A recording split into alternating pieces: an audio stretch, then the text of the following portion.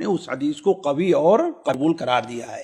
یا امام اہل حدیث امام اعظم کہہ لیجئے اس وقت کے علامہ البانی رحمہ اللہ ہیں، وہ بھی بڑی تفصیل کے ساتھ انہوں نے صحیحہ میں بات کی اور اس کو صحیح قرار دیا ہے.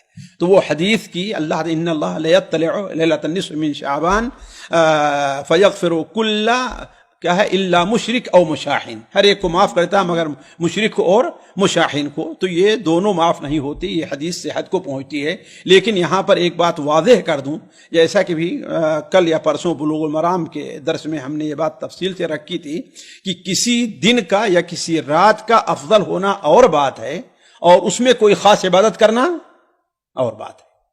ہم کوئی خاص عبادت اس میں نہیں کریں گے، عام اپنی روٹین میں، اور اللہ تعالیٰ سے امید رکھیں گے کہ اللہ تعالیٰ جی، اور نہ ہی خاص کریں گے 15 شعبان کے روزے کو.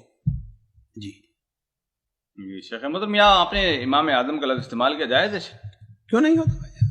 جب امام اعظم احناف بھی بولیں گے تو ہم امام اعظم بولتے ہیں تو آپ انکار کرتے ہو، اور یہاں پر کب ہم انکار ان کو؟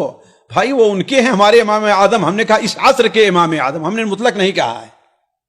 ہم نے کہا اہل حدیث کے اس وقت کے امام اعظم جو ہے علامہ البانی تھے، اور اس میں تو کوئی شک نہیں ان سے بڑا حدیث پر اتنی گہری نظر رکھنے والا، خاص طور پر حدیث کے طرق اور حدیث کے علل پر اتنی گہری نظر رکھنے والا کوئی آدمی کم سے کم میری نظر میں نہیں ہے. اس پر میں حلف قسم اٹھا لوں تو میں سچا ہوں گا اللہ کے نزدیک.